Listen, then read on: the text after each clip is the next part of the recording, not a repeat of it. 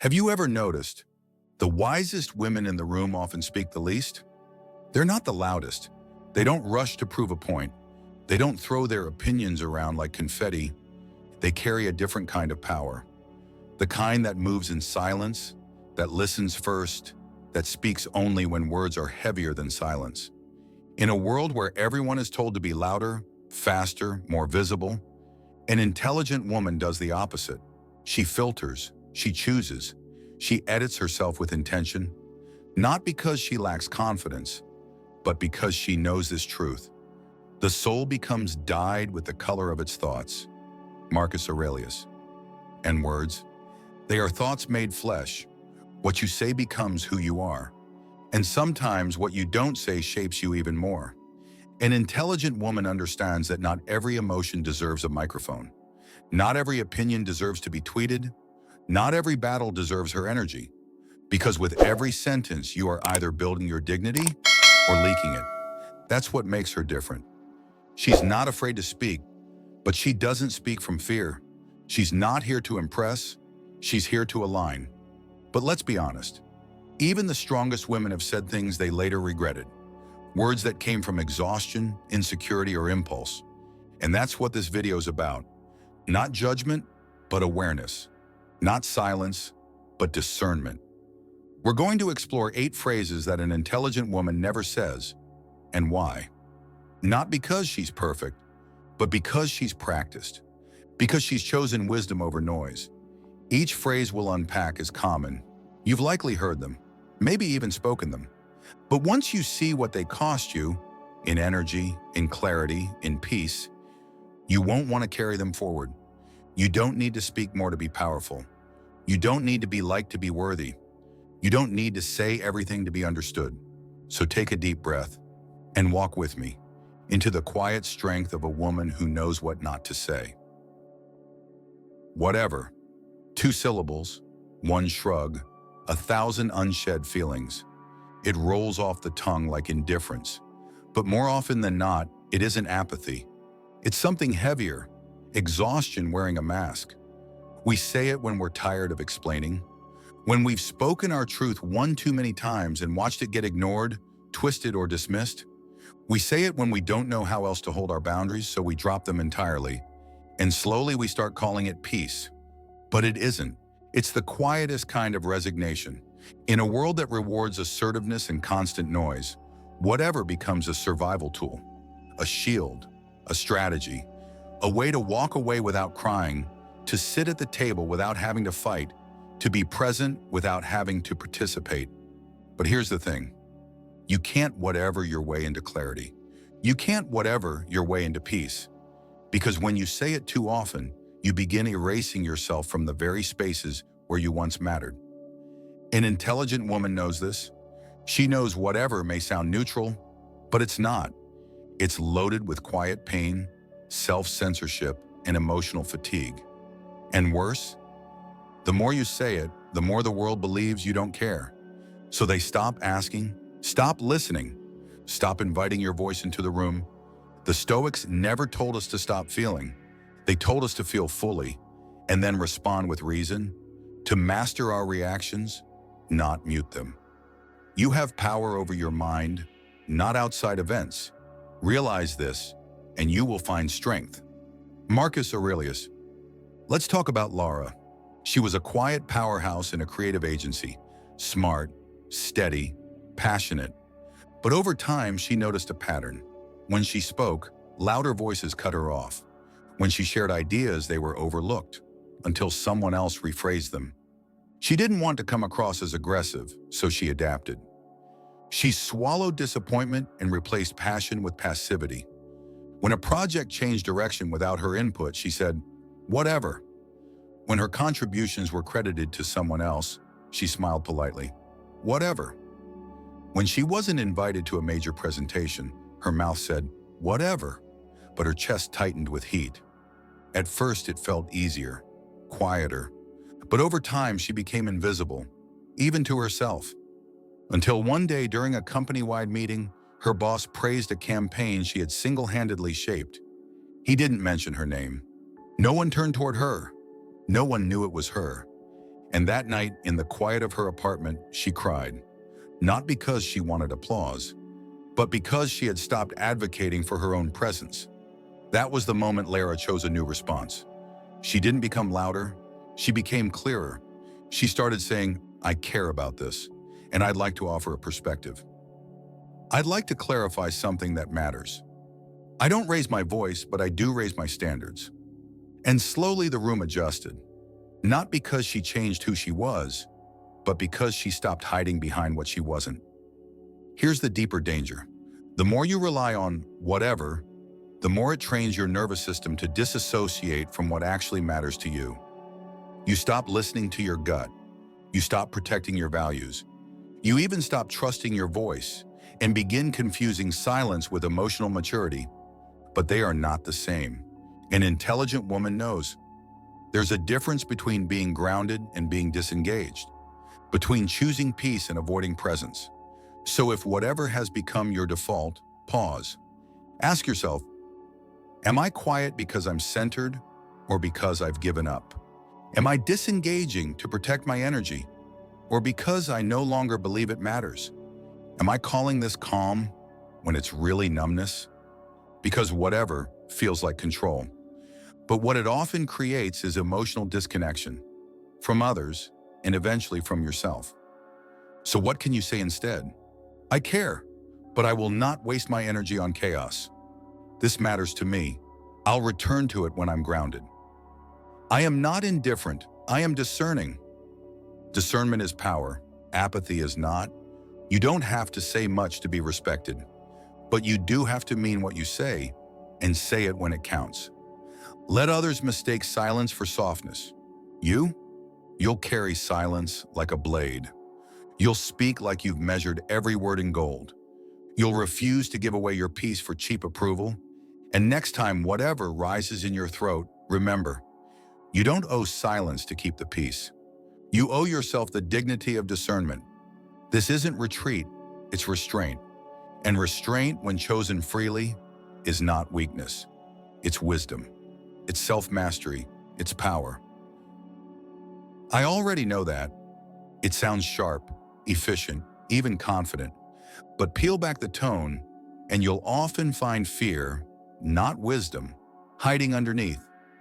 Because more often than not, that sentence doesn't come from mastery.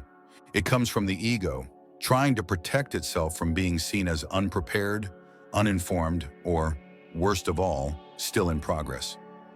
In our achievement-obsessed world, knowledge is currency. We're rewarded for having the answers, for being quick, polished, prepared. So when someone offers us a new insight, a challenge, or even just a different point of view, it's tempting to shut it down with, I already know that. But here's the truth. Knowing something in theory is not the same as living it in practice. And when you say, I already know that, you cut yourself off from both. The Stoics were masters of humility. They didn't chase status through intellect. They chased virtue through repetition. Epictetus, a former slave-turned-teacher, put it clearly. It is impossible to learn that which you think you already know. Why? Because pride closes the door. And learning requires vulnerability, the willingness to be reshaped. Let's meet Nadia. She was known for being the most well-read person in the room. Books, podcasts, TED Talks. She absorbed it all. But something strange kept happening. Despite all her knowledge, her career began to stall. She was skipping the basics, avoiding feedback, finishing people's sentences with answers they hadn't finished asking for. During a review, her manager said gently, "You're smart, Nadia, but you're not reachable." The words stung, but they were true. She had built a wall of "I already know that," so tall, no growth could get through. And worse, she was alone behind it. That night, Nadia sat with her journal. She wrote every time in the past month she'd said those 5 words. And with each one, she realized they weren't about certainty, they were about control. So she made a quiet shift. The next time someone said something she'd already heard, she said, "Tell me more." When a colleague offered a reminder, she said, "Thank you." When a friend challenged her assumptions, she said, "I hadn't looked at it that way before." And what happened? People leaned in again. Her ideas were no longer walls. They were bridges. Her wisdom stopped sounding like armor and started feeling like invitation. This is what intelligent women learn. There is no shame in hearing what you already know. There is only power in choosing to hear it again, more deeply, because knowledge isn't a finish line, it's a mirror. And some truths only reveal themselves when you're willing to revisit them, with new eyes and a quieter ego. Let's go deeper. Saying "I already know that" often comes from defensiveness, a need to prove worth, to stay ahead, to not look foolish. But wisdom has nothing to do with being right all the time. Wisdom says, "I may have heard this before, but today I might actually be ready for it." Because sometimes the words don't land the first time. Sometimes your life has to break in just the right way before the lesson clicks. And sometimes the repetition is the lesson. The Stoics practiced the same disciplines daily, not because they were slow, but because they were humble. They understood that mastery isn't a destination, it's a rhythm. So ask yourself, when was the last time you let someone finish a thought before jumping in? When was the last time you learned something from someone you thought you were smarter than? When was the last time you reread a lesson and finally saw it clearly? Humility is the gateway to every room worth entering. And saying "I already know that" too often is like locking the door from the inside. Here's what an intelligent woman says instead. "This sounds familiar, but I'm open to where it leads. I know this concept, but not your perspective. I've heard it before, but maybe I didn't really understand it until now." These aren't admissions of ignorance. They're signs of strength, because true intelligence isn't defensive. It's curious. It doesn't cling to being the smartest in the room. It leans in and becomes the wisest. Let others race to prove they know. Let them interrupt, deflect, and posture. You ask better questions. You listen with both ears and no agenda. You welcome reminders, not because you're behind, but because you're evolving. And when someone says something you've already heard, you don't brush it off. You breathe, you smile, and you say, "Remind me again, I'm ready this time." Because readiness isn't about knowledge, it's about presence. And that presence, quiet, humble, expansive, is what makes you unstoppable. "I'm too emotional." At first it sounds like a confession, sometimes whispered, sometimes tossed with frustration. But beneath the words, there's often something more dangerous. A resignation, a quiet agreement with a false identity. Because when a woman says, "I'm too emotional," she might not be describing herself. She might just be echoing what someone once told her. A parent who dismissed her tears, a partner who flinched at her anger, a boss who called her too sensitive when she stood up for herself. Over time, she internalized it, not as feedback, but as fact. And it became a script she started repeating to herself until it hardened into belief. But here's the truth. Emotions are not weakness. They are signals. Like waves in the ocean, they rise and fall. And if you learn to read them, they'll carry you somewhere useful. The Stoics were never against emotion. They were against emotional slavery. They didn't teach suppression.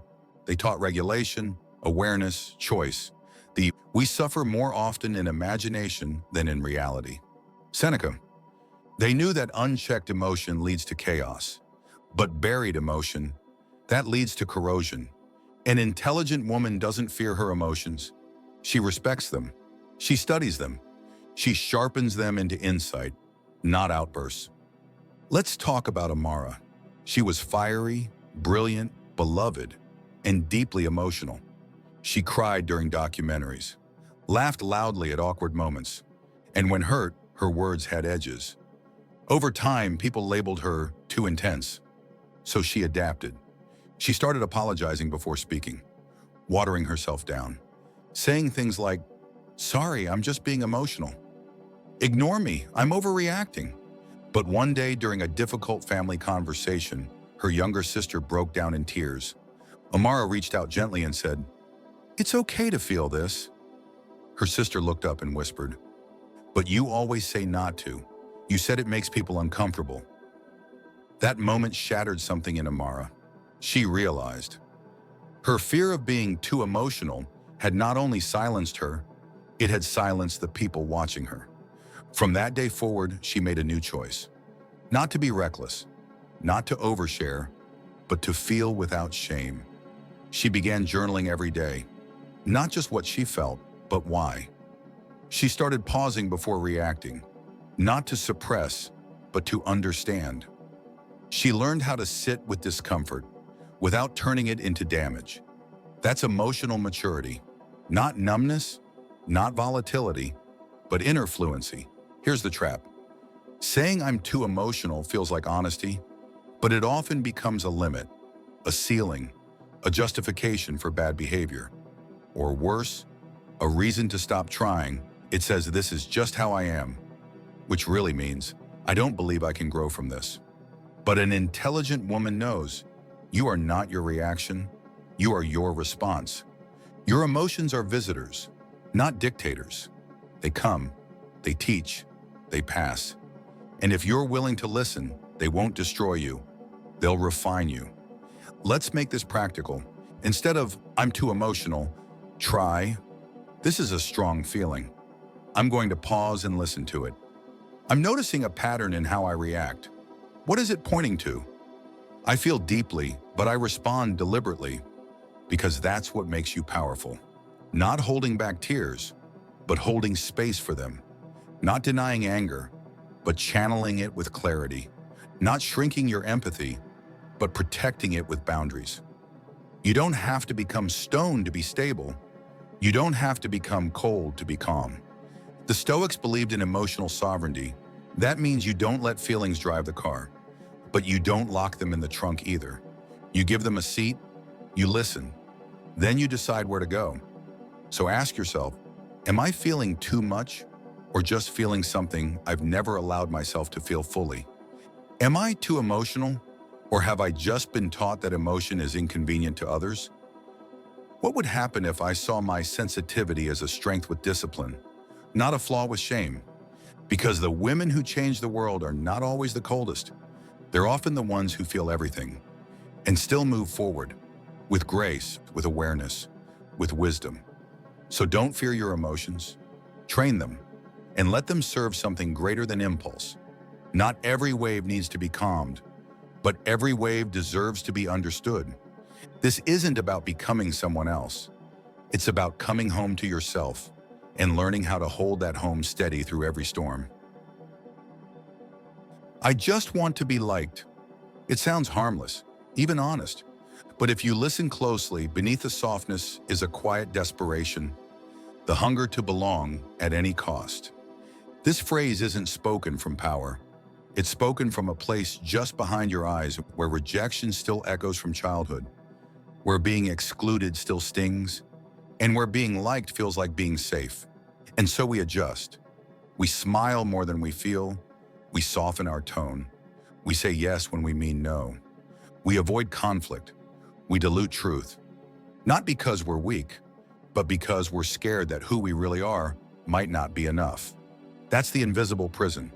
Because when you start chasing approval, you stop choosing authenticity. You build your image based on what pleases others, not what aligns with you. And then slowly, you become liked, but not known. The Stoics warned us about this. If you want to improve, be content to be thought foolish and stupid. Epictetus. Why? Because truth is not always charming. Integrity doesn't always get applause.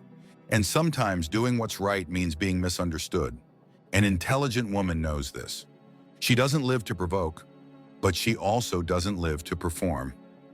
Let me tell you about Claire. She was beloved by everyone. At work, she was the dependable one. At home, the peacemaker. In friendships, the giver. She never missed a birthday, never said no, never let people down, except one person, herself. At night, she would lie awake, exhausted. Not from work, from pretending. Pretending to be okay when she wasn't. Pretending she agreed when she didn't. Pretending that being liked was the same as being loved. Her breakdown wasn't loud, it was slow. 1,000 small betrayals of self, until one morning she couldn't recognize the woman in the mirror. So she did something radical. She said no, not dramatically, just clearly. When her coworker asked her to take on another task, she said, "I'm at capacity right now, I can't." And the world didn't fall apart. When a friend asked for a favor she didn't have time for, she said, "I love you, but not today." And their friendship survived. Claire wasn't less liked. She was finally more real. Here's what she learned. You can spend your whole life being agreeable and die never having been seen. Approval is addicting. But like all addictions, it leaves you emptier the more you chase it. It rewards you with likes, compliments, praise, but never peace. Because peace isn't found in the eyes of others. It's found in the mirror, when you stop performing and start being. This doesn't mean being rude, it means being rooted. You don't have to be aggressive to be authentic. You don't have to burn bridges, but you do need to stop building new ones to places you don't want to go. Ask yourself, how much of what I do is because I want to, and how much is because I'm afraid not to? Am I kind or just afraid of confrontation? Have I traded respect for likability? An intelligent woman doesn't need to be liked by everyone. She needs to be at peace with herself. She understands that some people will misunderstand her boundaries as coldness. Some will resent her clarity. Some will call her difficult for having standards. Let them gossip. Let them guess. While they talk, she builds a life that feels good, not one that looks good. Instead of saying, "I just want to be liked," she says, "I want to be respected. I want to be true to myself. I want to be in rooms where my silence is understood and my voice doesn't need to beg." And the irony, when she stops trying to be liked, people start trusting her more. Because she's not performing, she's not manipulating, she's not shape-shifting to earn attention. She's grounded. And groundedness? That's magnetic. Let others chase applause. Let others chase popularity, comfort, validation. You chase clarity, conviction, and the quiet power of being able to say, "This is who I am." Not everyone will like it, and that's okay. Because once you make peace with not being universally liked, you finally begin the journey of being deeply, fully yourself. And that is more than likable. That's untouchable. I hate her. Most of the time, we don't say it like that. We say it differently. We dress it up in sarcasm. We wrap it in judgment. She's so fake. Must be nice to have everything handed to you. She thinks she's better than everyone. But behind the tone of dismissal, there's often a bruise we haven't named. Because the truth is, we rarely hate people who haven't touched something unhealed in us. Envy isn't about them. It's about what they awaken in us. A longing, a comparison, a part of ourselves we've abandoned and now resent seeing in someone else. And so we project it outward. We turn admiration into bitterness. We place them on a pedestal only so we can throw stones at them from below. But Stoic philosophy warns us, the best revenge is to be unlike him who performed the injury. Marcus Aurelius. In other words, don't let what bothers you in others become a doorway for you to abandon yourself. Because when envy enters the room, self-respect quietly exits. Let me tell you about Lila. She was a brilliant designer, thoughtful, hardworking, quietly excellent. But when another woman, Ava, joined her team, vibrant, loud, unapologetically confident, something shifted in her. Lila found herself criticizing Ava's outfits, her tone in meetings, the way she laughed too loud. She rolled her eyes in private conversations, casually saying things like, "She's too much. She's just trying to get attention." But deep down, she wasn't angry at Ava. She was angry at how much she had silenced herself. How many times she had made herself small to be liked, to be professional, to be palatable. Ava wasn't the problem. Ava was the mirror. And mirrors are uncomfortable when you've forgotten your own reflection. Lila's turning point came in a quiet moment. She was reviewing Ava's campaign work late one evening, and it was brilliant. She felt the envy rise in her chest, ready to dismiss it again. But instead she paused, and she wrote in her notebook, "I don't hate her. I hate that I stopped letting myself shine like that." That sentence changed everything. From that moment on, Lila did something courageous. She started turning her judgment into curiosity. When jealousy flared, she asked, What is this feeling trying to tell me about myself? What part of me have I buried in the name of being less intimidating? What would happen if I stopped competing and started evolving? And slowly the envy softened, not into flattery, but into fuel. She didn't want Ava's voice anymore. She wanted to reclaim her own. This is what intelligent women do. They don't pretend they're above jealousy. They don't shame themselves for feeling triggered. They recognize envy for what it is, a signal, a flare from the soul saying, there's something in her that once lived in you and wants to return. Because here's the danger. When we let envy fester, it becomes corrosive. It turns women against each other. It turns brilliance into a competition. It turns beauty into a battlefield. But when we face it, name it, and use it, it becomes growth. So the next time you feel that twist in your chest, when you scroll past someone else's success, beauty, confidence, when you hear yourself say, I can't stand her, pause and ask yourself, what part of me feels forgotten right now? What desire in me have I been denying? What does her light make me remember about my own? Because envy is not a flaw, it's a compass, if you're willing to read it. Instead of I hate her, say, I admire something I've been afraid to admit I want. She reminds me of a part of myself I miss. I bless her path, and I return to mine. You don't have to love every woman you meet, but you owe it to yourself not to waste energy fighting someone else's freedom when you could be fighting for your own. Let others tear down what they don't understand. Let them compete for what was never scarce to begin with. You rise, you reflect, you reclaim what's yours, because your power doesn't grow when you win against someone else. It grows when you stop abandoning yourself in the face of someone else's radiance. That's just how I am. It sounds like honesty, like self-acceptance, like someone who knows who they are. But more often than not, it's not clarity, it's a cage. Because behind that phrase isn't confidence, it's resignation. It's a quiet way of saying, I've stopped trying. We use it to defend our flaws, to excuse our habits, to protect ourselves from the discomfort of growth. And at first it feels empowering. You no longer apologize for who you are. You embrace your edges. You stop contorting yourself to fit other people's standards. But somewhere in that journey, if you're not careful, you stop evolving altogether. And that's the danger. The Stoics never taught complacency. They taught transformation, discipline, ownership of the self, not just as you are today, but as who you could become tomorrow. No man is free who is not master of himself. Epictetus. Mastery doesn't come from defending who you've always been. It comes from becoming who you're still capable of becoming. Let me tell you about Erin. She was known for being blunt, direct, unfiltered. She said what she meant and prided herself on it. But over time, people began distancing themselves. Not because she was honest, but because she was harsh. When someone gave her feedback, she snapped, "That's just how I am. I'm real. I don't sugarcoat." But deep down, she noticed something. She wasn't just losing connections, she was losing herself. Her words, once empowering, started to sound like walls.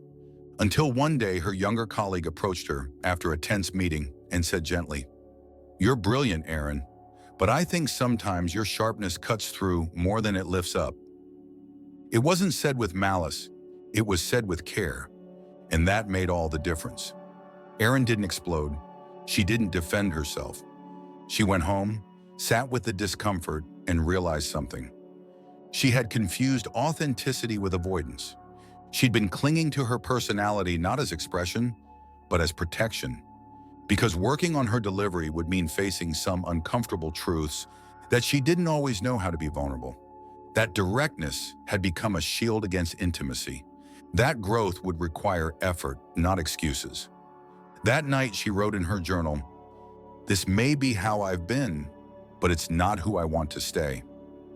From that day, she didn't become fake. She became intentional. She still spoke the truth, but she wrapped it in empathy. She still stood firm, but she made room for softness. And people noticed, not because she announced her change, but because she lived it. This is what intelligent women know. Who you are is not a fixed point. It's a process, a moving shape, something shaped by time, by insight, by effort. When you say that's just how I am, you may feel strong in the moment. But over time, that phrase becomes a cage because it closes the door on becoming more. So ask yourself, am I being honest or am I hiding behind a label? Is this trait a core truth or just a defense I've repeated for years? Have I stopped growing because I'm afraid of who I might become? The Stoics believed the self was a forge, that we are shaped like iron, through fire, through discipline, through choice. They didn't romanticize being yourself. They revered becoming better. So instead of saying, that's just how I am, say, I'm working on it. I've done it this way, but I'm open to growing. I'm not fixed, I'm evolving. These aren't signs of weakness. They are signs of power, because it takes courage to admit that who you've been isn't the end of the story. It takes strength to put down pride and pick up practice, and it takes wisdom to choose refinement over repetition. Let others stay comfortable. Let them wrap themselves in personality like armor. Let them defend their patterns like stone walls. You keep shaping, you keep shifting, you keep walking toward a better version of yourself, not out of shame, but out of respect for your potential. This isn't about rejecting who you are. It's about refusing to let that be your final sentence. The fire doesn't destroy you, it tempers you. So don't fear growth, fear stagnation, because that's just how I am is not a full stop. It's a comma, waiting for the next chapter. I'll never forgive her. It sounds strong, like a line drawn in stone, like power. But more often than not, that sentence isn't a declaration of strength. It's a sign of pain, a wound still open, a chain still dragging. Because holding on to anger doesn't keep you safe, it keeps you stuck. We believe that by refusing to forgive, we're holding people accountable, that we're drawing boundaries, that we're protecting our worth. But here's the hard truth. Unforgiveness doesn't trap the other person, it traps you.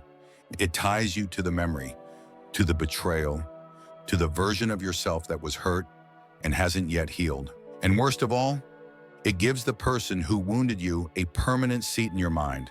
That's not justice. That's self-imprisonment. The Stoics saw this clearly. The best revenge is to be unlike him who performed the injury. Marcus Aurelius. To forgive is not to excuse, it's to reclaim your peace. Let me tell you about Hannah. She was betrayed by someone she loved deeply, a friend she had trusted like family.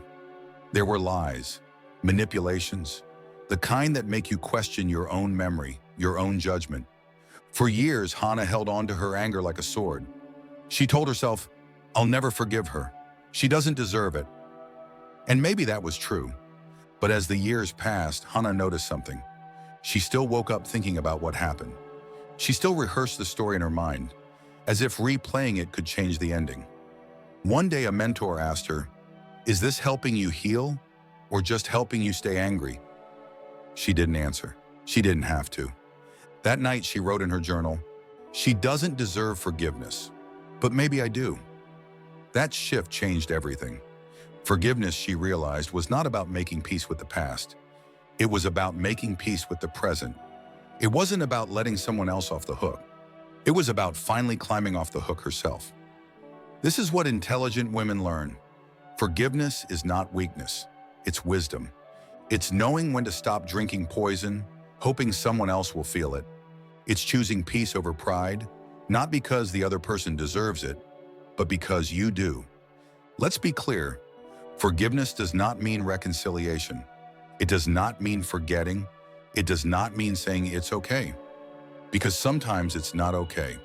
What happened was wrong, and that truth matters. But so does your future, and dragging the weight of betrayal into every new relationship, every new chance at joy. That's a heavier price than the apology you never got. Forgiveness is laying the weight down, not to forget, but to walk forward unburdened.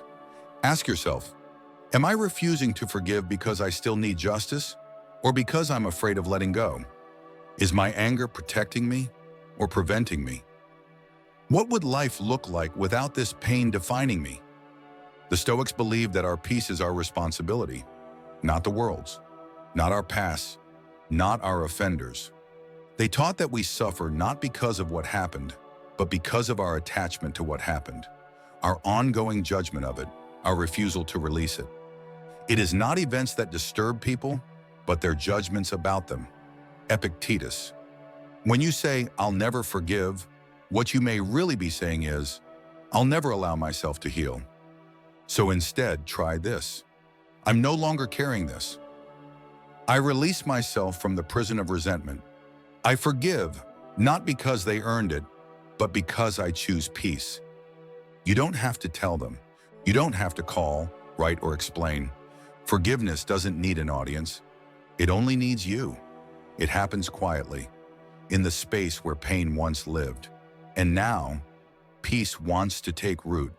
Let others carry the fire of fury. Let them wear their grudges like armor. You walk lighter. You choose freedom over fury. You release the story, not to deny it, but to stop being it. Because the strongest person in the room is not the one who won't forgive. It's the one who did and kept walking anyway. I'm not enough. It doesn't always arrive loudly. It shows up in smaller ways. When you hesitate before speaking, when you over-apologize, when you accept less than what you truly want, because deep down you're not sure you deserve more. It doesn't sound like a scream. It sounds like a sigh, like silence, like 100 micro decisions rooted in unworthiness. You don't always hear yourself say it, but you feel it in how you dress, in how you scroll through social media, in how you dismiss compliments, in how you compare your path to someone else's highlight reel. And the worst part? The world rarely notices, because from the outside you still smile, you still show up, you still function. But inside there's a quiet erosion. And the sentence, "I'm not enough," becomes a belief carved into your internal walls. Here's the truth. That sentence is a lie. But if you repeat it long enough, it starts sounding like a fact. The Stoics warned us about this. You have power over your mind, not outside events. Realize this, and you will find strength. Marcus Aurelius. Your worth is not up for debate. It's not measured by applause, achievements, or validation. It's not conditional on your productivity or perfection. And yet we hand it over so easily to people who don't know our story, to timelines we didn't choose, and to expectations we never agreed to. Let me tell you about Helen. She spent decades raising a family, building a small business, holding things together when they fell apart. She was strong, steady, deeply competent. But after her children left home and her business closed, she found herself in a quiet room with a louder voice in her head. You're not needed anymore. You've peaked. You were only valuable when you were useful. She never said those words aloud, but she believed them. And that belief drained the color from her days. Until one morning, she came across a journal entry she had written at age 23. It read, "I hope one day I become the kind of woman who can endure pain without bitterness, who loves quietly, who walks through fire and still smells like lavender." She stared at those lines, and then she wept, because she realized she had become that woman. But somewhere along the way, she forgot to recognize it. That's what "I'm not enough" does. It blinds you to your own becoming. It measures your worth by the wrong ruler. It tells you you are only valuable when you are visible. But the Stoics knew better. They believed that virtue, your character, your discipline, your intention, is where real worth lives. Not in likes, not in attention, not even in outcome. Waste no more time arguing what a good person should be. Be one. Marcus Aurelius. You don't need permission to feel worthy. You need presence. You need to sit with yourself, not as a project to fix, but as a soul to honor. Let's go deeper. The phrase "I'm not enough" often hides behind self-deprecating humor, behind the refusal to try, behind the sentence, "Why bother?" But here's why it matters. Every time you say it, even silently, you chip away at your own power. You train your nervous system to expect rejection. You condition your spirit to shrink before it's even seen. So ask yourself, who told me I wasn't enough? And why did I believe them? What am I really afraid will happen if I accept my worth fully? What would I attempt if I believed deeply that I am already whole? An intelligent woman doesn't deny her doubts, but she doesn't bow to them either. She acknowledges the voice that says, I'm not enough, and then answers back, I'm still growing, but I am already worthy. I've made mistakes, but I am not my past. I don't need to prove my value, I need to live it. You don't become enough. You remember that you always were. Let others chase perfection. Let them shrink to fit rooms that can't hold their fullness. You walk in quietly, stand tall, and stay true. Even when no one claps, even when doubt lingers, even when your knees shake. Because worthiness isn't loud. It's not performative. It's steady, quiet, rooted. It lives not in what others say about you, but in what you finally choose to believe about yourself. So no more whispering, I'm not enough, into the cracks of your day. Start declaring, with or without words, I am here, I am whole, I am enough, even when no one sees it. You've just walked through 8 quiet revolutions, 8 phrases that slip into our days so easily, yet slowly chip away at the most powerful thing we have in our relationship with ourselves. You see, intelligent women aren't loud about their wisdom. They don't rush to speak. They don't perform strength. They embody it. And most of the time, their strength is revealed not in what they say, but in what they choose not to say. She doesn't say whatever when things matter. She doesn't say, I already know that, when she's still open to growth. She doesn't hide behind I'm too emotional when she knows her feelings are valid and directional. She doesn't beg to be liked. She chooses to be real. She doesn't waste breath on envy. She reclaims her light. She doesn't defend her flaws as identity. She sharpens them. She doesn't chain herself to anger with unforgiveness. She chooses peace. And she doesn't whisper, I'm not enough, into her future. She steps into it fully. This isn't about becoming someone new. It's about unlearning who the world told you to be and returning to who you always were, before fear, comparison, and noise took the mic. So ask yourself gently, which phrase used to own your voice?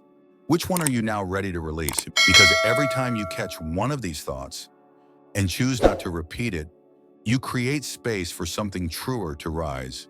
And that is the art of self-mastery. If this message resonated with you, I invite you to leave a quiet declaration in the comments. I choose clarity. Let it mark your turning point.